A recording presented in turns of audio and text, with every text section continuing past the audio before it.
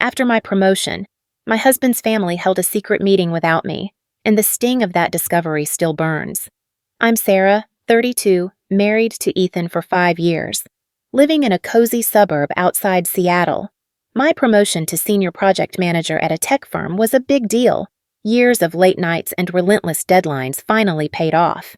Ethan was thrilled, or so I thought, beaming over dinner as we toasted with cheap Merlot. But his family, that's where the story sours. Ethan's clan, his parents, Linda and Greg, his older sister Claire, and her husband Tom, are tight-knit to a fault. They're the kind of people who plan family barbecues 6 months in advance and have a group chat that never sleeps. I've always felt like an outsider, despite my efforts to fit in. Linda's polite smiles never reach her eyes, and Claire's backhanded compliments about my city girl style hit harder than they should. Still, I thought we'd found a rhythm after years of navigating their dynamics.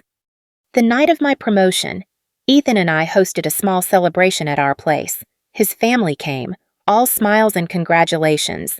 Linda even brought her famous pecan pie, a rare gesture. But something felt off. Claire kept checking her phone, and Greg avoided eye contact when I thanked him for coming. Ethan, bless him, was oblivious, too busy bragging about my new title to notice. I brushed it off as exhaustion from the week. 2 days later, I overheard Ethan on the phone in our home office. He thought I was out running errands, but I'd come back early. "Yeah, Mom, I know you're worried, but Sarah's fine with it," he said, his voice low. "No, she doesn't know about the meeting. Let's keep it that way." My stomach dropped. Meeting? What meeting? I stood frozen outside the door, straining to hear more.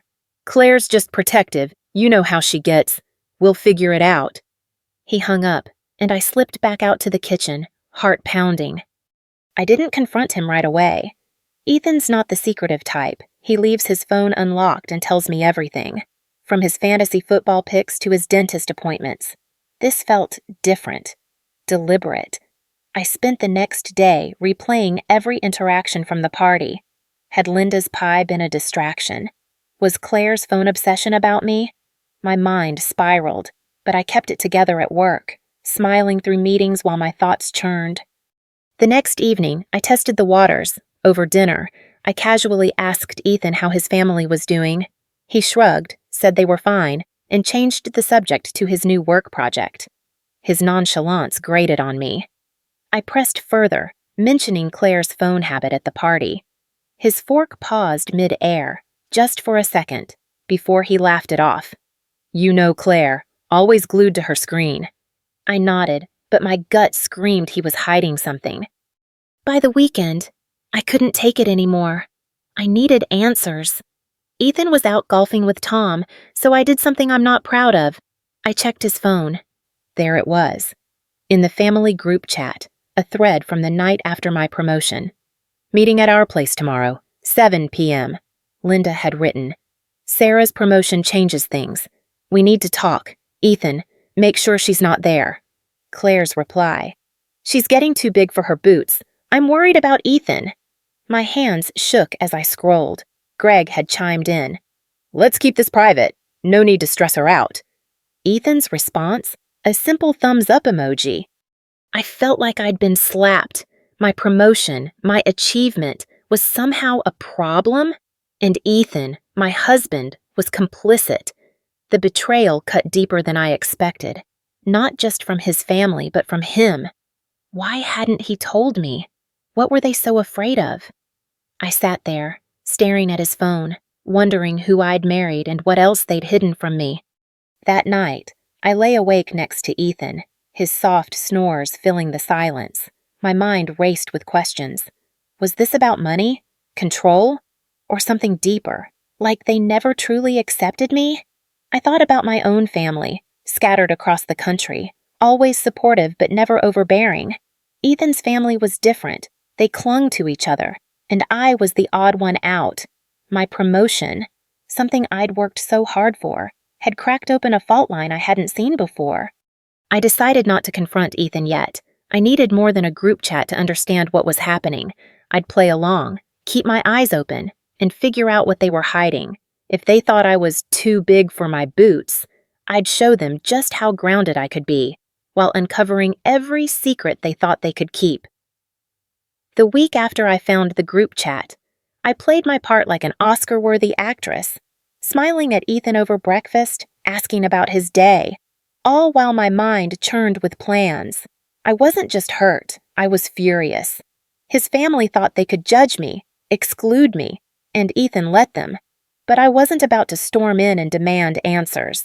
That's what they'd expect from the city girl they never fully trusted. Instead, I'd be methodical, gather intel, and turn their secrecy against them. I started with Claire. She was the loudest in the chat, her "too big for her boots" comment still stinging. She worked part-time at a boutique in town, so I dropped by under the pretense of needing a gift for a coworker. The bell jingled as I stepped into the shop, and Claire's smile faltered for a split second before she recovered. "Sarah, what a surprise," she said, too brightly. I mirrored her enthusiasm, chatting about scarves and candles while watching her every move. She was nervous, fidgeting with her necklace, glancing at her phone. I steered the conversation to my promotion, casual as anything. "It's a lot, but Ethan's been so supportive," I lied, testing her. Her eyes flicked away. "Oh, yeah, he's great like that. You must be busy now, huh?" Her tone was laced with something, jealousy, resentment. I pressed a little harder, mentioning how close Ethan was to his family, how they must be proud. She stiffened, muttering something about them being protective. Bingo. I left with a cheap candle and a clearer picture. Claire was the instigator, and she was rattled by my presence. Next, I focused on Linda. If Claire was the spark, Linda was the strategist. She'd hosted the meeting. After all, Ethan mentioned she was organizing a family dinner that weekend, and I volunteered to help, insisting on bringing a dish. When I arrived at her house with a homemade lasagna, her surprise was poorly hidden. "Sarah, you didn't have to," she said, her voice tight. I smiled, offering to set the table, lingering in the kitchen to eavesdrop. Linda and Greg were whispering in the dining room about keeping things calm and Ethan's stress. I caught snippets, my name, my job, something about balance. It wasn't much, but it confirmed they were still talking about me behind my back. Ethan, though, was the real puzzle. At home, he was his usual self, goofy, affectionate, oblivious. But that thumbs-up emoji haunted me. Was he just going along with his family? Or did he agree with them? I started noticing little things. How he'd change the subject when I mentioned work. How he'd get quiet when I talked about our future. One night, I asked him point blank if he was happy about my promotion. He looked at me, confused, and said, "Of course, babe. Why wouldn't I be?" His eyes didn't lie, but they didn't tell the whole truth either. My digging hit a breakthrough at the family dinner. Everyone was there: Linda, Greg, Claire, Tom, and Ethan's cousin Mark, who'd driven up from Portland. The table was loud with chatter, but I stayed quiet, observing. Mark, who'd always been friendly to me, seemed off, avoiding my gaze. After dessert, I cornered him outside while he smoked a cigarette. "You're not yourself tonight," I said, keeping it light. He hesitated, then sighed. "It's just family stuff, you know?" I pushed gently, saying I'd noticed everyone acting weird since my promotion. His eyes widened, and he stubbed out his cigarette. "Look, Sarah, it's not my place, but they're worried about Ethan.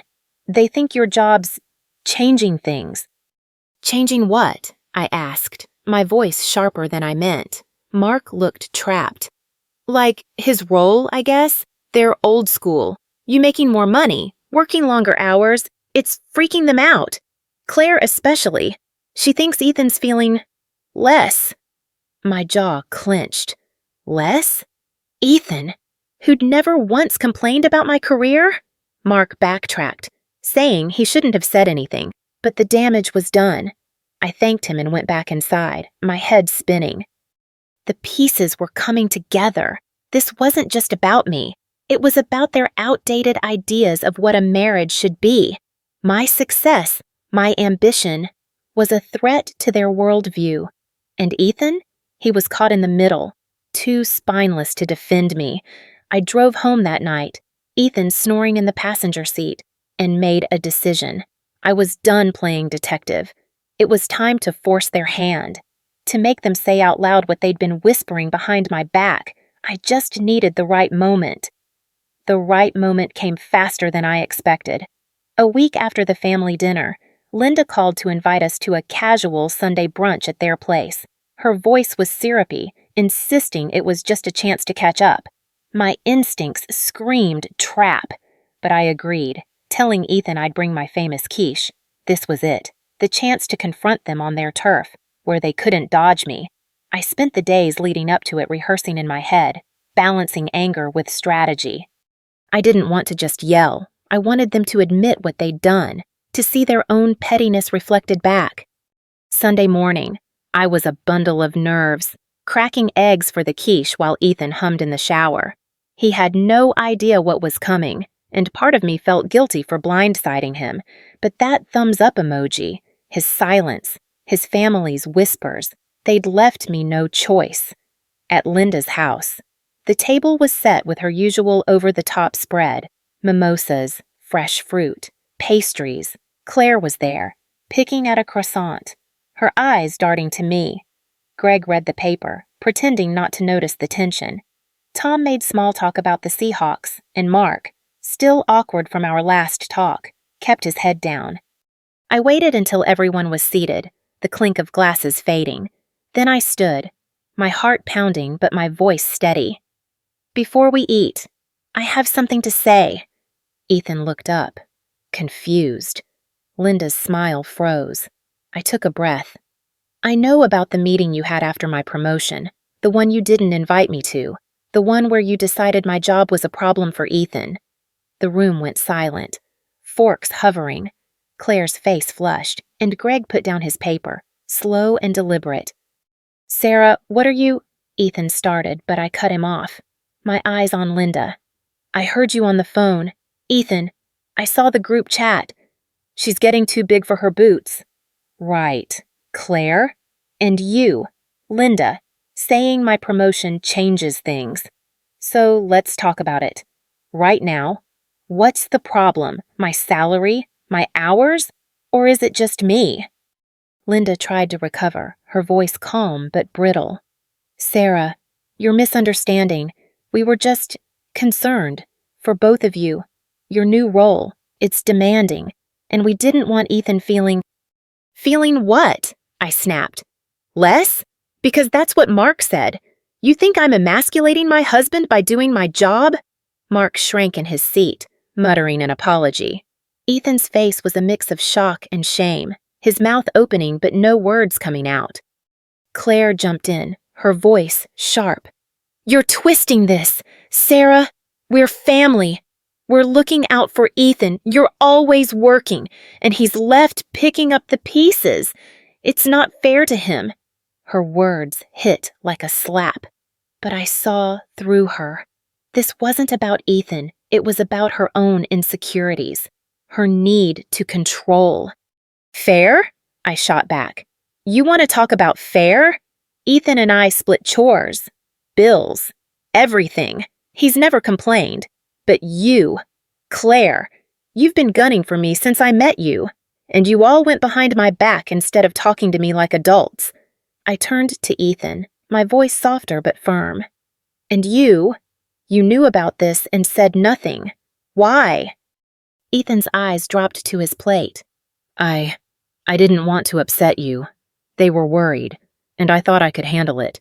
I didn't think it was a big deal.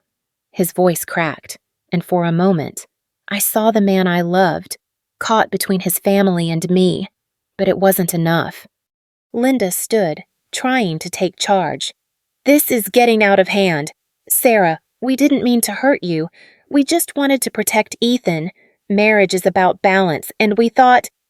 Protect him from what? I interrupted. From me? From my success? You don't get to decide what our marriage looks like. Ethan and I do... I looked around the table, their faces a mix of guilt and defensiveness. I've spent years trying to fit into this family, but you've made it clear I'm not welcome. So here's the deal. You either respect me and my marriage, or you're out of it. The silence was deafening. Greg cleared his throat, mumbling about talking later. Claire stared daggers but said nothing. Ethan reached for my hand, but I pulled away, not ready to forgive. I sat down, the quiche untouched, and let the brunch limp on in awkward silence. I'd said my piece, but the fight wasn't over. I'd forced their hand. But what came next? Ethan's choice. Their response would decide everything. The brunch left a fracture in our world, and the days that followed were a tightrope walk. Ethan and I barely spoke on the drive home, the silence heavy with everything unsaid. At home, he tried to apologize, his words stumbling. "Sarah, I screwed up. I should have told you. I didn't want to make it worse." His eyes were pleading, but I wasn't ready to let him off the hook. "You chose them over me," I said, my voice low. "You let them talk about me like I'm the enemy." He hung his head, promising to fix it. But I needed more than promises. I needed him to act. For the next week, I kept my distance, not just from Ethan, but from his family. No calls, no texts, no fake pleasantries. Work became my refuge, the one place where I felt in control. My team was crushing it, and the validation of my promotion kept me grounded. But at home, the tension was a living thing. Ethan was trying, cooking dinner, leaving notes on the fridge, but it felt like too little. Too late. I caught myself wondering if I could trust him again, if our marriage could survive his loyalty to them. Then, Ethan surprised me. On Friday night, he sat me down in the living room, his face serious. "I talked to my family," he said. "I told them they were wrong. About you. About us. I said if they can't respect you, they don't get to be in our lives." My heart skipped. I searched his face for hesitation, but there was none. "What did they say?" I asked, bracing myself. He sighed.